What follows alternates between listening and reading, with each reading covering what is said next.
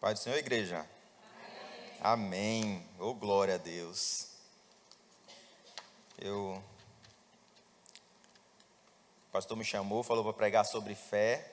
Eu vou pregar algo que tem a ver sobre fé, mas Deus deu uma palavra no meu coração e eu queria trazer para os irmãos sobre sonho. E tem que ter fé para sonhar, né? Então, é claro que a gente vai falar sobre fé também. Mas o sonho, ele é o que motiva o nosso avanço. E nós sempre temos que ter um sonho em mente. É ou não é? A gente tem sempre que ter um sonho. Tem hora que parece que não dá mais para sonhar. Mas a verdade é que o ser humano, ele foi feito para sempre ter um sonho. Eu não estou falando daquele sonho que você tem de noite, porque isso aí é involuntário. Mas eu estou falando de um objetivo, sobre algum desejo do coração. Isso tem motivado o homem durante toda a sua existência. Tem um desejo, tem um motivo. E às vezes nós esquecemos que Deus também tem um sonho para a gente. Deus também tem um sonho. E eu não estou dizendo que o seu sonho não é importante ou que ele não é bom, mas eu tenho que falar que o sonho de Deus, ele é melhor. É isso que a Bíblia fala. Eu quero ler o texto aqui rapidamente, que se encontra em Isaías 55. A partir do versículo 8. Quem tem um sonho, ele não consegue ficar parado. Até porque você ter um sonho, você ter um desejo e ficar parado, é porque esse desejo não está fomentando algo em seu coração o suficiente. A palavra de Deus diz em Isaías 55, no versículo 8, fala: o Senhor Deus diz, os meus pensamentos não são como os seus pensamentos, e eu não ajo como vocês. Assim como o céu está muito acima da terra, os meus pensamentos e as minhas ações estão muito acima dos seus. Olha que coisa maravilhosa. Deus não está dizendo que os seus sonhos são ruins, os seus pensamentos são ruins, as suas ações são ruins. Mas Ele coloca um nível mais alto. E Ele diz, os meus sonhos, as minhas visões, os meus pensamentos sobre você estão acima daquilo que a gente consegue pensar. E eu quero falar um pouco sobre isso hoje. Mas como eu estava dizendo, você tem um sonho, e esse sonho ele tem que te motivar a fazer algo, porque um sonho que não se motiva é apenas um desejo vão, que não vai te levar a lugar nenhum. Tem um ditado por aí, diz que querer é poder. Não é não. Você pode querer algo e nunca conquistar aquilo, simplesmente porque você quer, mas não se move para fazer aquilo. E querer sem atitude não significa nada. Pode ser a pessoa que tem as melhores boas intenções do mundo, mas sem alguma atitude, sem se mover, sem se movimentar, ela não passa de uma pessoa com boas intenções, porque não vai se realizar as coisas sem que algo seja feito. E não vamos trazer à existência aquilo que não existe, como Deus nos ensinou, sem se movimentar. De modo que o sonho sem a ação é vão, não serve para nada, é apenas um desejo. Mas o sonho verdadeiro, ele fomenta algo dentro da pessoa e a motiva a fazer algo, a ser diferente, a mudar alguma coisa. E quando isso acontece, coisas incríveis podem acontecer. Isso eu estou falando de sonhos de homens. Imagine o sonho de Deus. Imagine aquilo que Deus tem sonhado para você. Nós já somos o próprio sonho de Deus. Quando Ele fala sobre nós, que nós somos sal, que nós somos luz, é quando o pai pega o filho e fala, olha, eu tenho um sonho para a vida do meu filho, que ele possa ser isso, que ele possa chegar a tal lugar, que ele possa ter uma família bonita, uma família amorosa, que ele possa construir uma carreira, que ele seja um homem bem-sucedido, com uma família bem estruturada. que ele possa ser alguém que impacte aonde ele vai. E é isso que Deus estava falando para nós. Vocês, meus filhos, sejam sal e luz. Aonde vocês forem, que vocês possam clarear.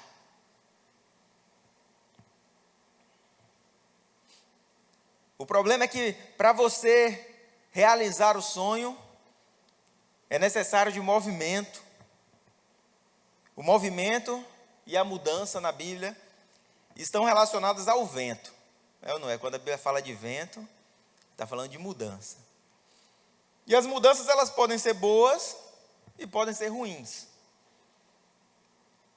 A verdade é que todas as coisas cooperam ao bem daqueles que amam a Deus.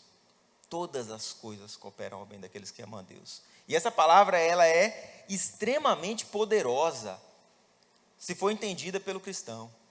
Porque mesmo aquilo que parece terrível, de alguma forma é plano de Deus para o nosso bem.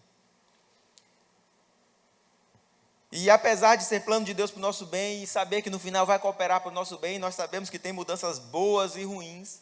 E tem pessoas que estão mais aceitam mudança melhor do que outras. Eu sou uma pessoa que eu não gosto muito de mudança, não gosto muito de novidade. Eu já prefiro ficar na minha. Não me inventa muita coisa, não. Já a Alessandra, minha esposa, meu Deus do céu, a menina não consegue ficar um dia sem mudar alguma coisa de lugar. Não para. E toda hora inventa, e quando não tem o que fazer, inventa o que fazer. E eu fico, não, deixa isso aí desse jeito. Não, vamos mudar isso, vamos mexer aqui. A gente comprou uma casa no final do ano passado, e eu nem queria, eu falei, não, vamos ficar aqui mesmo, de aluguel, tá bom, tá tranquilo. Ela, não, vamos comprar nessa casa que eu quero fazer as coisas do meu jeito. O problema é que o jeito dela muda a cada dia. Não, agora vamos puxar isso para cá. Não, agora vamos botar um negócio aqui. Quando que isso vai terminar? Mas ela tem o sonho de ver a casa do jeito que ela imaginou. E isso motiva as mudanças constantes. E dá trabalho, é cansativo, até ver o resultado. E haja amor para fazer essas coisas por uma mulher, meu Deus do céu. Mas é bênção de Deus. As coisas vão se transformando através de um sonho. Mas a palavra de Deus que chega até nós, na Bíblia, ela não é colocada como vento. Ela é colocada como semente. Como semente. E o vento, ele muda as coisas de lugar, ele traz a mudança, mas ele não traz a transformação. Você vê que o vento, ele não tem a capacidade de transformar a semente. Quando o vento sopra, ele pode até levar a semente para lá, levar para cá. Ele pode até fazer a semente rolar, ou fazer rolar uma pedra sobre a semente. Ele pode mudar uma paisagem, mas ele não pode transformar a semente. O vento em si não tem essa capacidade de transformar. Existe outra coisa que também é ligada à palavra, que transforma a semente. O que na palavra de Deus diz que transforma a semente? Quem é que lembra? No mesmo texto que a gente estava lendo, vamos ler o 10. A chuva e a neve caem do céu e não voltam até que tenham regado a terra, fazendo as plantas brotarem e crescerem.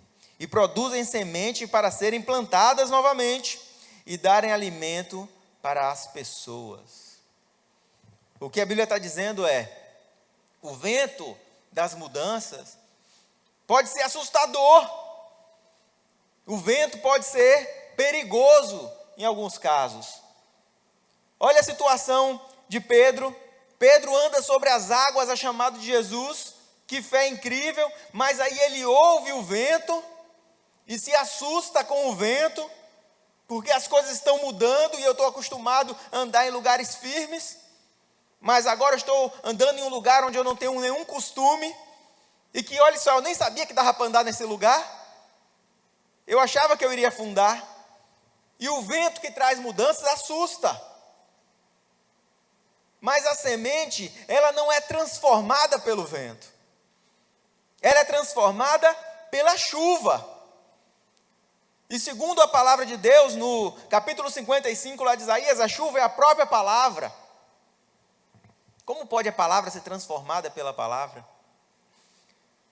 Existe uma característica da palavra de Deus, definida há muitos séculos, o pastor Iago fala bem numa pregação sobre isso, que é que a palavra de Deus pregada é a palavra de Deus.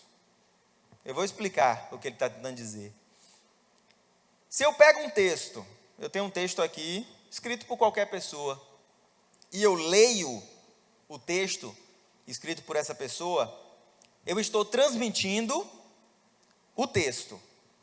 Mas, se em vez de ler o texto que aquela pessoa escreveu, eu falo sobre o texto que aquela pessoa escreveu, eu não estou transmitindo para você o texto que a pessoa escreveu.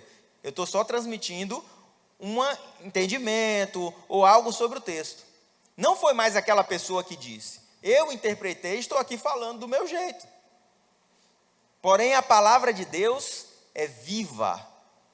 E o que é vivo tem o poder de gerar outra vida, ou mais vida. Então, quando alguém chega e prega sobre a palavra de Deus, ele está gerando mais palavra de Deus.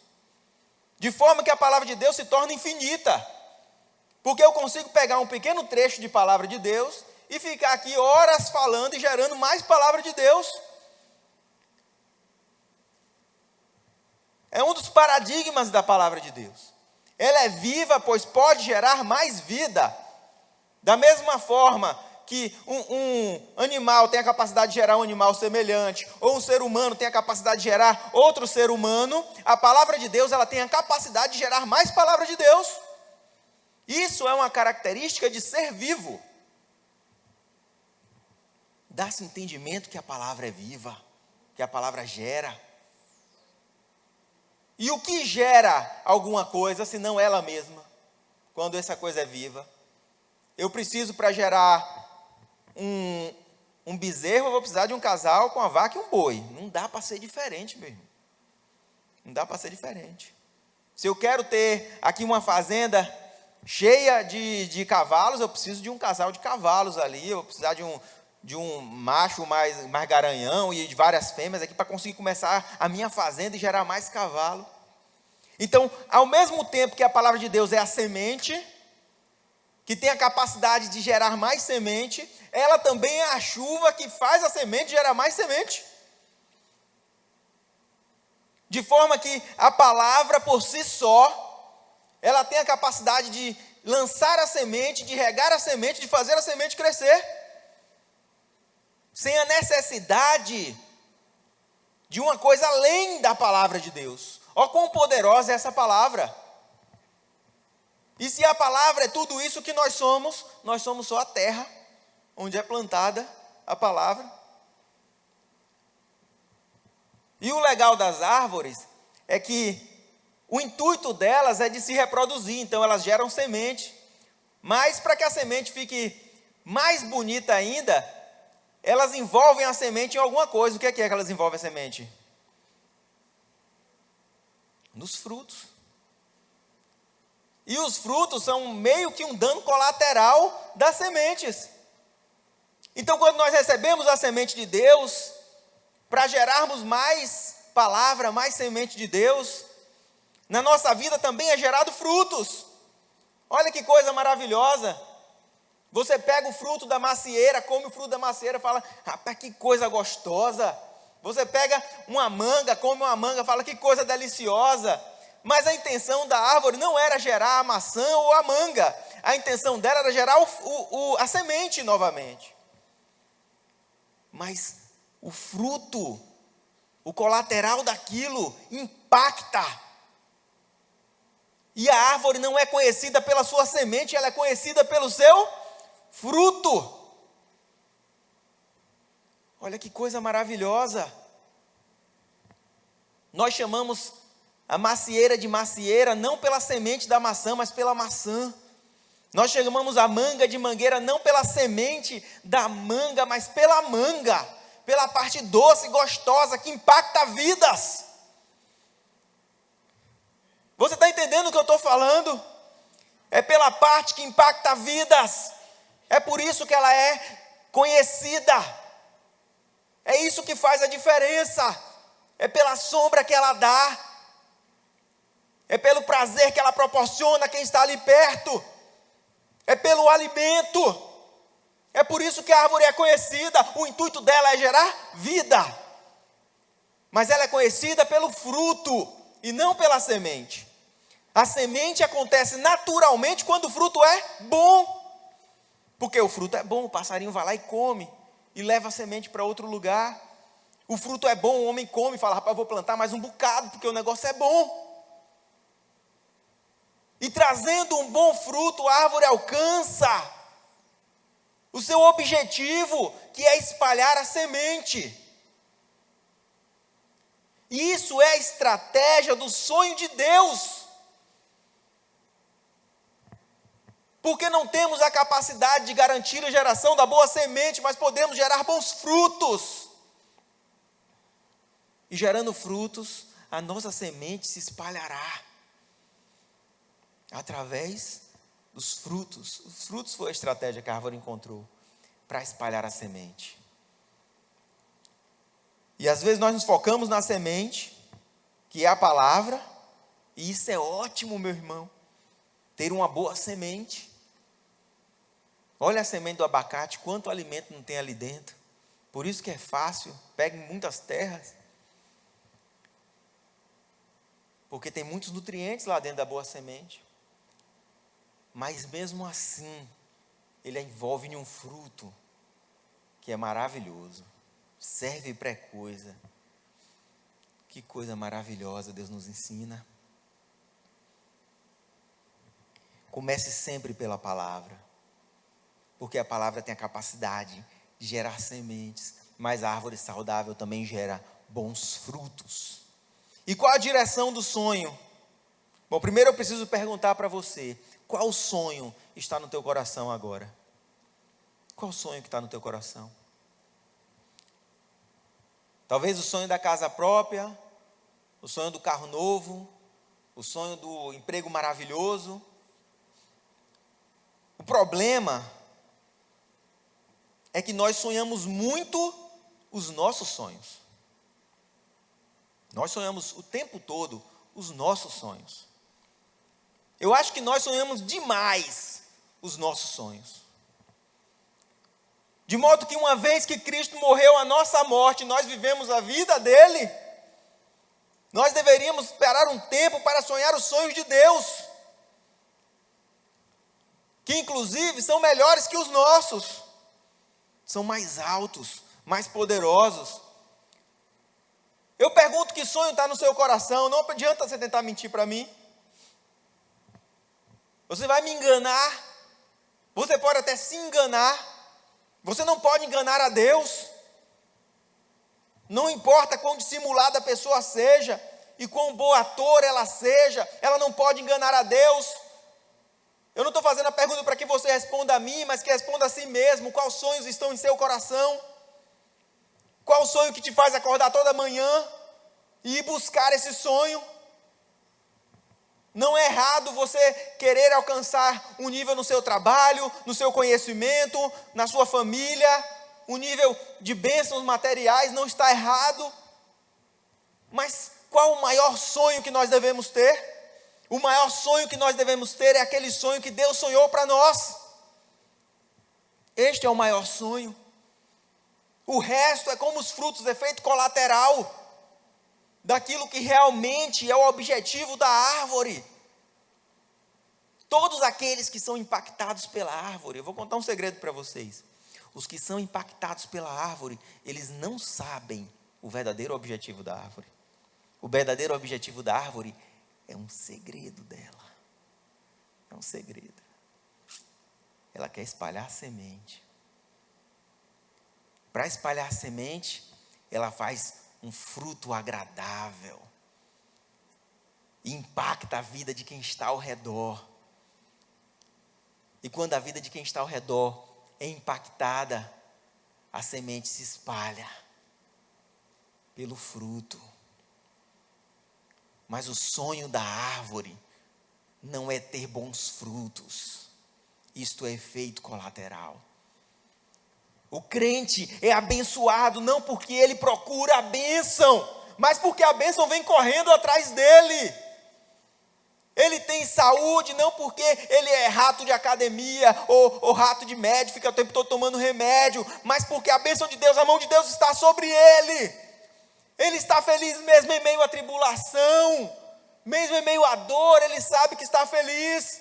Não porque ele é um alienado, ou porque ele finge essa felicidade que muitos fingem nas redes sociais, mas porque quem tem Cristo tem tudo, e ele entendeu isso, aprendeu a estar contente. Este é o fruto que chama a atenção do mundo, e fala por que ele está assim nessa situação, porque ele é diferente, porque as bênçãos perseguem. Por quê? É porque esse não é o meu objetivo. Isso é só a estratégia que Deus me deu para alcançá-lo, para espalhar a semente. Deus tem um sonho para os seus filhos. E Ele fala assim, vocês são luz. É engraçado quando Ele fala, vocês são luz. Eu acho engraçado. Porque Ele fala, vocês são luz, mas a gente não entende que é luz. Eu vou tentar explicar para vocês o que eu estou dizendo. Quando a gente fala que algo é luz, aquilo que a gente está falando que é luz, não é luz. Aquilo que a gente está falando que é luz é o emissor da luz. Para pensar sobre isso. Você fala acende a luz, na verdade você está falando acende a lâmpada. Né? Você não acende luz, você acende a lâmpada. O que é luz? Luz é uma coisa que intriga os cientistas há muito tempo, porque luz é uma partícula dual, ela ao mesmo tempo é matéria e energia. Olha que coisa interessante. É como se fosse algo que tocasse em dois mundos, no mundo material e no espiritual ao mesmo tempo. A ideia de luz. Na palavra de Deus nós sabemos que Deus é luz. Jesus é a luz dos homens. E quando ele fala Jesus é a luz dos homens, aí sim ele está falando de luz. Daquilo que é espiritual e material ao mesmo tempo, que se comporta assim de uma forma que nós não conseguimos entender. Não, agora ela está se comportando como matéria, não, agora está se comportando como energia. Não, agora isso não está fazendo sentido no mundo material agora, você está falando de uma coisa espiritual, né? Calma aí, não, agora fez sentido aqui no mundo material, porque aquilo que você falou que não fazia sentido nenhum, aconteceu. A luz age exatamente dessa forma. Isso intriga. E aí ele fala, vocês são luz. O que Deus está falando é, vocês são emissores de luz. Vocês emitem a luz. E nós chamamos, corriqueiramente, aquilo que emite a luz de luz. Quando, na verdade, é uma vela, é uma lâmpada, é uma fogueira, é o sol. Agora, quão mais poderoso a luz é do que aquilo que emite a luz? Se nós fizermos uma comparação com aquela lâmpada antiga, aquela lâmpada de bulbo. Né? Então, a gente consegue entender que a lâmpada ela vibra numa frequência de 60 Hz. Quer dizer que 60 vezes por segundo, aquela luz vai ao seu pico e volta, vai ao seu pico e volta, 60 vezes. E o calor gerado por isso é o suficiente para emitir luz. E eu pergunto para vocês, quantas vezes a luz mesmo vibra por segundo? Vocês têm noção de quantas vezes a luz vibra por segundo? Tá. Nenhum homem consegue conceber esse número. Porque ele é um 3 seguido de 15 zeros. 15 zeros. É quantas vezes a luz vibra por segundo. Esse número é tão absurdo que não cabe na cabeça da pessoa. A gente vai lá, milhão, bilhão, trilhão, quadro, sexto, misericórdia. Que número absurdo. Então o emissor está ali vibrando, naquela frequência. Imagine alguém que está vibrando 60 vezes por segundo, você vai achar que aquilo ali é uma espoleta, que é isso, essa pessoa não para. Mas a luz que ela emite é muito mais poderosa. Porque ela é capaz de vibrar 3 vezes 10 elevado a 15 vezes. E quanta velocidade? Qual velocidade você acha que é grande? Deus nos chama de luz, mas nós temos alcance limitado e velocidade limitada. Pois bem, a luz é a coisa mais rápida do universo. Eu chamo de coisa porque não é nem energia nem matéria. Quão rápido? Rápido o suficiente para dar 4 voltas na Terra em 1 segundo. Em 1 segundo. A luz dá 4 voltas na Terra. A única coisa mais rápida do que a luz é Deus, que consegue estar em todo lugar ao mesmo tempo. Porque ela é extremamente rápida. É outro número difícil de se conceber. 300 mil quilômetros por segundo. Então quando Deus fala, seja luz, porque toda luz que existe vem da boca de Deus, Ele que disse haja luz, Ele está falando, seja emissor de luz, deixa a luz que está em você brilhar. Eu vi uma história que me impactou, de um jovem com síndrome de Down, lá na Suécia. E é um país em que quando as pessoas nascem com síndrome de Down, nascem não, antes de nascerem, com alguns meses de gravidez, a mãe faz um teste. E se nesse teste for detectado que o filho tem síndrome de Down, ela tem, por lei, o direito de abortar. E sabe qual é o percentual de crianças com síndrome de Down abortado, quando a mãe descobre que tem síndrome de Down? 95%. 95% das mães que fazem o teste e descobrem que aquela criança tem síndrome de Down, abortam. Mas tinha um jovem lá, chamado Jonathan, que a família era cristã, e a mãe não abortou. E quando ele nasceu, alguns chegaram para ela e falaram, que sonhos ele pode ter, num país que rejeita pessoas como ele, a ponto de jogarem fora pessoas como ele, com essa síndrome, são descartadas. De cada 20, 19 são descartados, porque o país não o quer, porque não é produtivo. Mas ele começa a ir na igreja, se apaixona por Deus, e queria ser usado. E falava o tempo todo para o seu professor de escola bíblica, eu quero ser usado, eu quero ser usado, eu quero ser usado.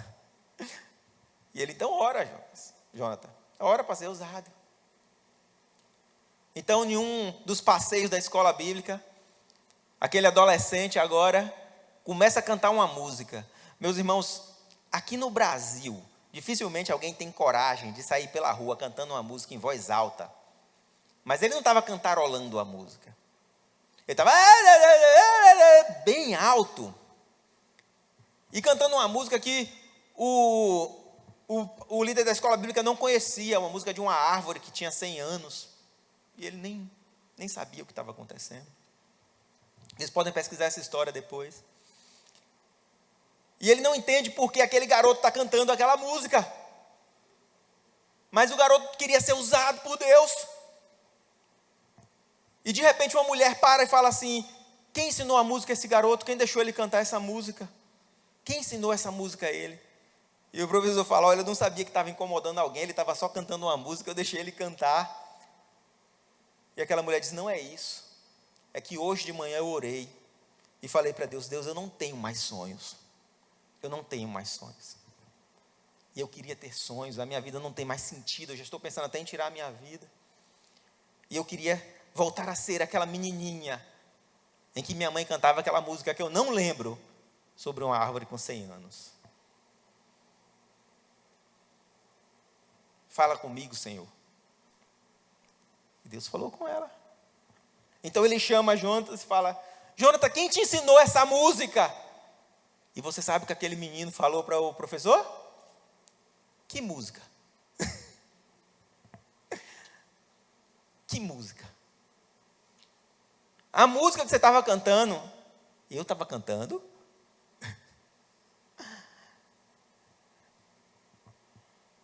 E se fosse uma pessoa sem síndrome, se deixaria levar por uma emoção e começar a gritar nas ruas de um país que as pessoas nem se cumprimentam, passaram uma vergonha. Uma pessoa que seria descartada. Então aquela mulher vai para a igreja, se converte, leva a família dela junto, é professora agora. Porque alguém queria ser usado. Tinha um sonho, eu quero ser usado, eu quero ser usado. E pedir incessantemente todos os dias. Deixa a luz brilhar. Deixa ser usado. A luz não é inimiga contrária às trevas.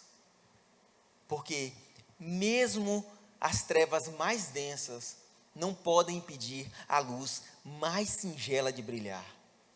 Uma pequena vela acesa no abismo rompe a escuridão. Não importa quão poderosas sejam as trevas, elas não podem impedir um pequeno feixe de luz. Porque a verdade é que as trevas só são a ausência da luz. Deus tem um sonho na nossa vida, meus irmãos. Não adianta aquele sentimentalismo e as muitas palavras sem ações para fazer o sonho se tornar realidade. Quando nós temos a verdadeira oportunidade de fazer algo diferente, o que fazemos? Eu fiquei chocado, eu vi ali a lista de pessoas que assinaram o elevador. Hoje o mundo fala tanto sobre empatia, mas eu vejo a dificuldade de algumas pessoas subir na escada. E eu estava cobrando a meu pai há muito tempo, cadê a lista do elevador, cadê a lista do elevador, cadê? Porque eu quero ajudar, eu quero colaborar. E aí saiu a lista, eu falei, isso vai ser rápido. E eu corri logo para botar meu nome, falei, pode botar, não pude vir no dia, falei, pode botar meu nome, já estou transferindo aqui uma parte.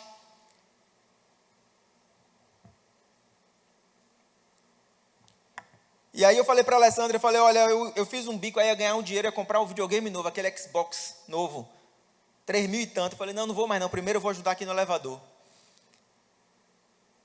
Aí eu falei, primeiro eu vou ajudar no elevador. Depois, quando eu ganhar outro dinheiro extra ali, eu compro. Não tem problema não. E aí ela falou, você vai assinar qual? Eu falei, pode assinar mais alta. Quando terminar, se ainda não tiver completado, a gente assina outra. Porque eu estou vendo dificuldade de algumas pessoas subir na escada. E aí quando eu olhei a lista, tem quase ninguém que assinou. Que loucura! Algo que podemos fazer, que está ao nosso alcance. Mas não podemos abrir mão de algo? Que sentido então tem em falar? E fazer de conta que tem empatia? Estamos vivendo muitos nossos sonhos. Isso eu estou falando de algo por alguém que você ama, que está com você aqui. Imagine alguém que está longe. Se não ama o teu irmão que vê, misericórdia. Os sonhos de Deus são maiores que os nossos, porque os nossos sonhos são só para nós mesmos, ninguém é lembrado pelo que faz para si próprio. O legado que deixamos é o que fazemos para fora. A planta não é lembrada pelas sementes, mas pelos frutos. Deixa teu sonho como um segredo para você. Corre atrás do sonho dos outros. Faz a diferença. Quando aquele rapaz falava, eu quero ser usado, ele não queria impactar a própria vida, ele queria impactar a vida do próximo. Mas quais sonhos permeiam o teu coração? O que é que você quer? Um poço não tem água para si. A ideia dele é saciar a sede de outros. E assim ele vai ser conhecido. Uma árvore sem frutos, mesmo que seja bonita, ela é só ornamental. Olha o que Jesus disse para aquela árvore, então nunca mais nasça de ti frutos. Porque não teve a capacidade de alimentar aquele que teve fome. Qual o sentido da árvore? Nosso sentido é dar vida. Este é o sonho de Deus. O sonho de Deus é maior do que o nosso. Os pensamentos dele são maiores do que os nossos. E tenha certeza, meus irmãos, a melhor coisa é dar do que receber. Por isso, o pensamento de Deus é para o nosso bem. Que coisa maravilhosa. Temos que nos envolver com os eventos que trazem pessoas de fora. Temos que nos preocupar com a nossa comunidade, com a nossa cidade, com o nosso país. Eu não estou dizendo para você não comprar coisas para você, isso não faz sentido. Claro que você tem que ter suas coisas. Mas as bênçãos de Deus têm que ser abundantes, a ponto de você também abrir mão. É maravilhoso. Quando você fala, ei, eu abro mão, não tem problema, porque eu quero impactar a vida de outras pessoas também. Eu não estou falando só de questões financeiras, estou falando também do seu tempo. Ah, mas eu sou muito ocupado, mas você tem que ter um tempo para se dedicar aqui dentro. A maioria das coisas que damos para Deus, essa é a verdade, não nos faz falta nenhuma. Damos daquilo que sobra, daquilo que ultrapassa e se derrama.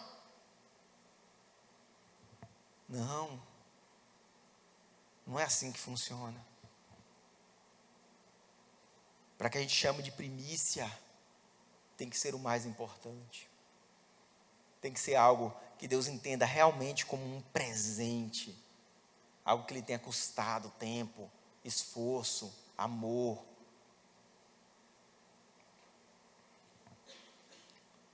Nós temos que viver sonhando os sonhos de Deus.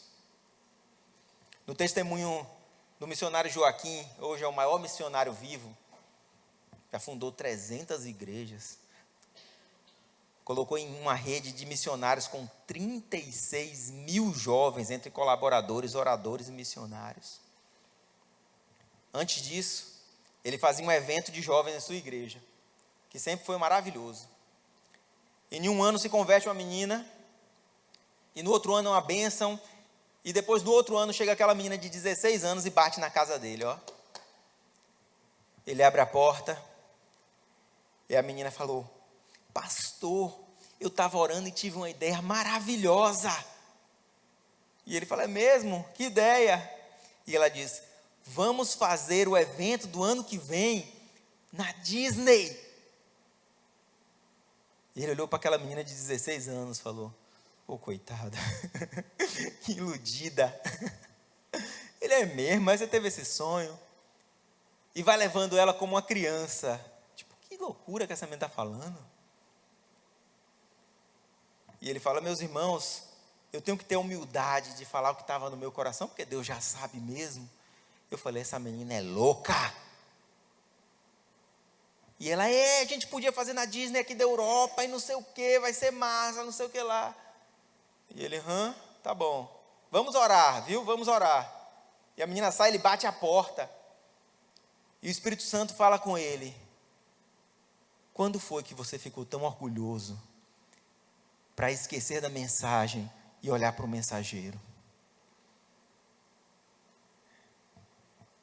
Então ele pega o telefone e ele fala, Senhor, eu tenho que ser honesto contigo. Eu acho isso aqui que eu estou fazendo uma besteira, uma bobagem, uma loucura. Mas se você falou, eu vou fazer. Então ele liga para a Disney e fala, nós somos de uma igrejinha na cidade aqui e nós queríamos fazer um evento de jovens e queríamos que vocês cedessem gentilmente um dos palcos daí para a gente fazer isso. E ele falou que ele nem falou a data porque não tinha nem cara para isso. E ele falou que a conversa durou 2 horas, porque passavam para um, passavam para outro, e ninguém sabia o que fazer, até que alguém atendeu e falou, olha pastor, vamos ser muito sinceros, a gente nunca recebeu esse pedido maluco. E ele falou assim, pois eu estou feliz em ser o primeiro. E ele falou, olha, eu vou falar com o diretor, e depois a gente te liga. E ele desligou o telefone e falou, sei, me liga. Eu não creio que ele vai me ligar, me perdoe Deus, mas eu não acredito. 2 dias depois ele recebe uma ligação daquele cara e fala, olha, eu falei com o diretor, e ele falou, nunca fizemos isso, faz o seguinte, vamos fazer um teste, só para ver se dá certo. E o evento era feito todo mês, se eu não me engano, no mês de outubro, E ele falou assim para o pastor: mas eu só tenho vaga em outubro do ano que vem. Aí ele falou: tudo bem. E marcou. E ele deu o palco do Simpu para ele fazer o evento. Um pequeno espaço de tempo. E ele falou que as pessoas iam passando e parando, passando e parando. E daqui a pouco aquele palco não cabia mais de jovens. E os jovens começaram a chorar. E ele começou a chorar. E falou: Deus, eu não acreditava que isso era possível na Disney. Que loucura! Então quando terminou, o cara falou: vocês podem voltar outro dia, eu vou dar um palco agora do Hot Wheels para vocês. E vamos dar o dobro do tempo. Ele falou: podemos? E voltou e fez novamente. E aí então o cara da Disney chegou para ele e falou: pastor, você não pretende cobrar por isso não, né? Ele: você tá louco? Pois a porta então está aberta para vocês quando vocês quiserem. Um sonho maluco de uma menina de 16 anos. Como que isso poderia ser realidade? No maior parque, um dos maiores parques da Europa, uma pequena igreja. Ele falou: que loucura! Que loucura! Mas quando nós começamos a olhar para o mensageiro em vez da mensagem, para o emissor em vez da luz, o sonho de Deus não tem limite. Não vamos sonhar apenas os nossos sonhos. Eu queria que ele se colocasse de pé, chamar o ministério de louvor.